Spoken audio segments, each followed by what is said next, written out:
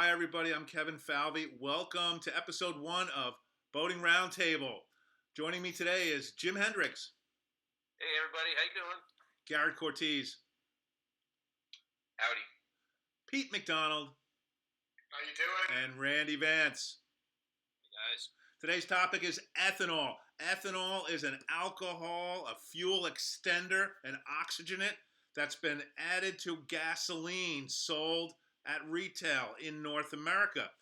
This started with the Energy Policy Act of 2005, and ethanol has been incrementally added since then, and it's supposed to terminate in 2022. It's administered by the EPA, and there's some problems with ethanol. Certainly, it burns cleaner than gasoline, but it packs less energy, up to about 5% less. So you have to burn more to go the same distance. So it burns cleaner, but you have to burn more. But the problem we're here to discuss is that there are mechanical damaging problems of ethanol in gasoline. So the first thing is, if you can avoid buying ethanol gasoline, we advise for your boat not to do it. Pete McDonald, how easy is it to avoid buying ethanol gasoline? Well, depending on where you live, it can be really easy, or you could have to drive a long way to find ethanol-free fuel. There's actually a website started by a guy who is a physics teacher and a motorcycle enthusiast, and I imagine that's why he started it, because he likes to ride motorcycles, and he needs E0, or ethanol-free fuel. It's called puregas.org, and that's pure-gas.org. And in that, it's a user-generated site where you can upload gas stations or marinas that would sell E0 fuel. And I can share a screen and show you how it works really quick. E0 means? Ethanol-free. Basically, it's pure gasoline. So here's a map, and I chose Florida because it's such a great boating state. So you see the map of Florida, and you see these red pins. You can click on one. I'm clicking on the one on Lake Okeechobee here, and you can see Roland Martin Marina in Clewiston, Florida, and it sells unbranded 90 ethanol-free fuel. It comes with an address and a phone number. I'd recommend you call the phone number when you find a place near you, just to make sure it's open, and it does indeed sell ethanol-free fuel. But every state isn't as fortunate as Florida to have such a density of retail locations where one can purchase ethanol-free fuel, or can they?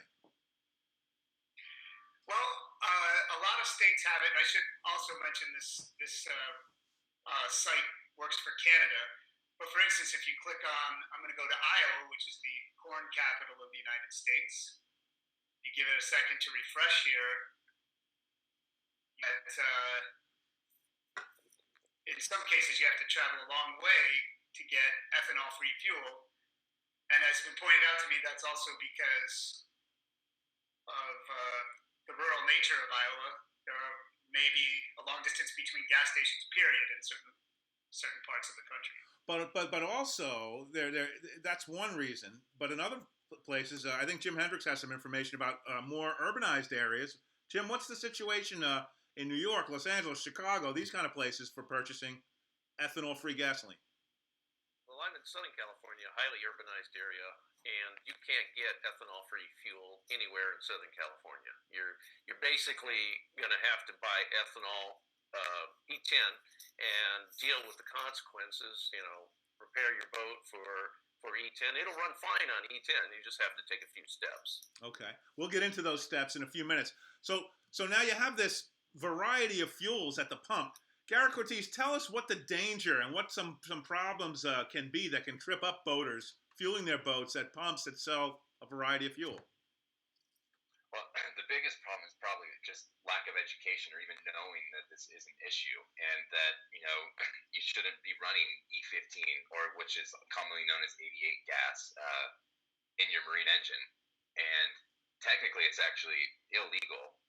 You're not supposed to run E15, 88, or E85 in anything other than an automobile engine that's 2001 or newer, and we in America know those as flex fuel cars. But marine engines are not designed to run with those, and it can really mess things up. And so one problem is just pulling into your regular gas station and seeing all these options. You're like, oh, I'm just going to pick this one, and you start pumping in maybe some 88 gasoline into your marine engine, and it's not great for it. So here's an example of just one gas station that will have, you'll see 87 right next to 88. You just want to pay attention to the little stickers that are going to say contains up to 10% ethanol, which is usually fine for your marine engine, like Jim said, but you might want to be using some additives as a precaution. And then, but right next to it is the 88, and that says contains 50% ethanol, and that's what you don't want to be putting into your marine engine. Another example right here, you've got flex fuel, which is technically E85, and then right next to it 88, and then you get into your regular octane 87, 89, 93. And of course, there's a price difference too, so people can be maybe swayed, maybe a little blinded. They got to be careful they're not blinded by the price, right? Right. Because the high E content is often an inexpensive or discount fuel, but it's, engine repairs are expensive, right? So. Right, and I mean, E15 contains, 5% oxygen by weight as opposed to 3.5 for your standard E10. And so that additional content is what causes enleanment of the engine. And so basically during enleanment, you've got the exhaust temps of your gas, the exhaust gas temps are rising. And so whereas flex fuel auto engines are designed to handle that, marine engines are not. And when you get the rise in the temperatures where you get a lot of the problems, and Jim, I know, can speak to the testing that's been done and the problems that have come from running E15 in marine engines. Yeah, it's no joke. We did a story here recently. Charles Bruneman wrote the story and tested in conjunction with Mercury Marine. They tested 3 engines, a 300 horsepower Verado 4-stroke, a 9.9 4-stroke, and a 200 horsepower 2-stroke EFI engine. In both of the big engines, and what you're looking at here are it dropped the connecting rod in the EFI 200 horsepower 2-stroke. The connecting rod just fried. An issue that you talked about, Garrett. In the Verado 300, it burned 3 valves. It dropped 3 valves, and the engine was ruined. Now, having said that, they ran the same engines on pure gas, no ethanol whatsoever, and those engines ran fine throughout the entire 300-hour duty cycle. So you can see what will happen with E15. It's bad news for boaters. Right. We'll provide, by the way, viewers, we're going to provide links to all this information in the comments. So don't feel that you have to scramble to write down URLs or remember names of articles. We're going to put them all in the comment section for your reference. I'm sorry, Jim. Go ahead. No, that's it. It's just you want to avoid E15 at all costs. And one of the things that I mentioned to you guys is on single dispenser pumps where you just have one hose for the pump. You have to be really careful with small engines. Because if the user before you fueled up with E15, the system can still have E15 in the system. So you have to, by law, you have to buy, with single dispenser pumps, you have to buy at least 4 gallons in order to mitigate that issue. And that's not a problem with larger boats, but it can be a problem with a small 6-gallon fuel tank. So the hose between the nozzle and up to the pump inside the fuel pump that we see is probably filled with whatever the previous person purchased, right? Exactly. Yeah. So if I'm filling a 4 or 5 gallon tank, that's a big percentage of the tank. Right. You could be filling up with E15 when you actually bought E10 and not know it. Good point, Jim. Good point. Randy Vance, you've done probably more extensive testing of fuel stabilizers than anyone except the fuel companies themselves. What can you tell our viewers about and boat owners about using stabilizers? Well, stabilizers, their primary purpose is to keep the burnability of fuel together. They have some impact on phase separation because they give a certain amount of ability to absorb more water in that alcohol. we did a test on a quantity of fuel that showed that it had 8% ethanol. And the way you do that is you take, say, 500 mils of fuel, you add a mill of water at a time until you get phase separation, and then you say, okay, I added 10 mils of water, but there's 18 mils at the bottom of that beaker. So now we know we've got 8 mils of ethanol that came out. What we did after we tested the gas, we took the same quantities of gas from the same sample of gas, and we added an appropriate amount of fuel stabilizer, and we found that we were able to increase the amount of water by about 30%. That's So the amount of water that the fuel could hold, and that would pass through the engine without doing harm, basically. That's right. Yeah, but it's still not a lot. You know, you can't really count on a fuel stabilizer to keep your fuel from phase separated. That is only done by keeping moisture away from it. Nobody's done a study that I have seen, right. But these new closed fuel systems should help that to some degree. Right. Randy, you're talking about the new boats with the new fuel systems. The new fuel systems are designed to contain the evaporative emissions, so that they have fuel fills, and if the whole fuel system doesn't let vapor get out of the fuel system, so it should, in theory, prevent water vapor from getting in from the outside. We don't know this, but it should. We don't know this, but it should. Right. Anyway, and then, I've got a good friend, Glenn Austin's a fishing guide over in Melbourne area, Florida, and he uses ethanol in his Evaporative E-Tech engines. Every day he's filling it up, burning the ethanol out. That's okay. But where we all run into the problem is, like, I have a 150-gallon tank in my boat, and I put in 75 gallons, and it sits there for a month, and it's absorbing water all that time.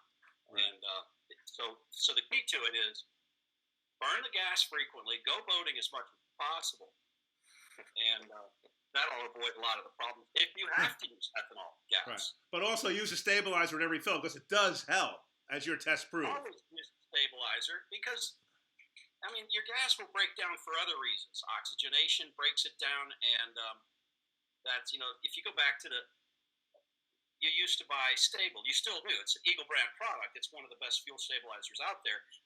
You put one of those in your 6-gallon gas tank in the beginning of the winter, and you could still burn that gas in the spring. Right. If you didn't, a lot of the people's gas would turn into varnish and other unburnable stuff. Right.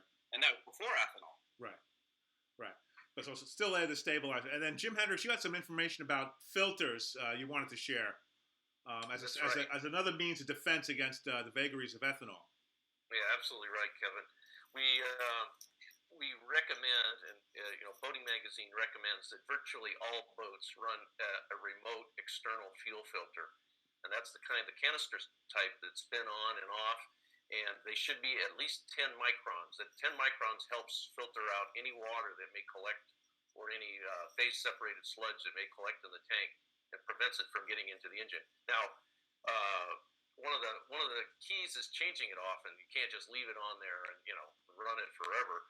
So Yamaha recommends changing that canister every 50 hours. Mm-hmm. A lot of boaters change them about every 100 hours when you would change the oil in your engine.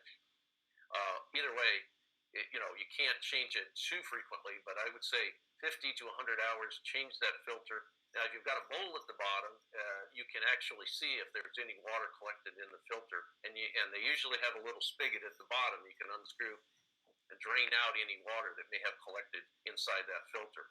Right. So you can visually see it. That's old school. You can look at it if it's got a clear inspection bowl for an outboard, or you can, on an inboard or an IO, you can actually unscrew the drain screw on the bottom of the collection bowl, and what you do is you drain that into an old peanut butter jar, and you let it sit for about 10 minutes, and then you look at it, and you'll see the water and gas.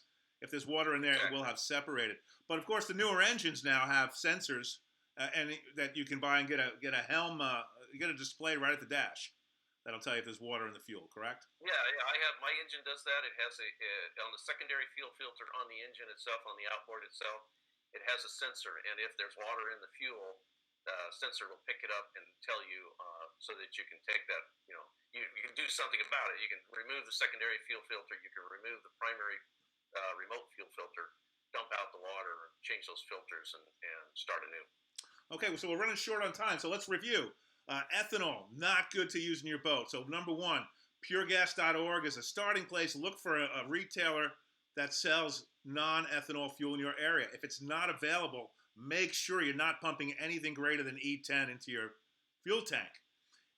If you're using ethanol fuel, use a stabilizer at every fill-up and for long-term storage following the manufacturer's directions. Make sure you have a primary and secondary fuel filter in good operational order installed aboard your boat, and protecting your engine by either visually checking for water in the filtration system or availing yourself of one of the more modern and newer engines having monitoring systems that you can use to check the water content in your fuel supply. A couple of good cases for new boats and new motors here with these filter monitoring systems, new evaporative emissions equipment, and newer boats that keep the fuel system environmentally separated from the wet marine environment outside. The vast majority of boats don't have those things. So really, folks, you really got to be careful. For more information about ethanol, visit boatingmag.com and check back here for the next time we go round the table.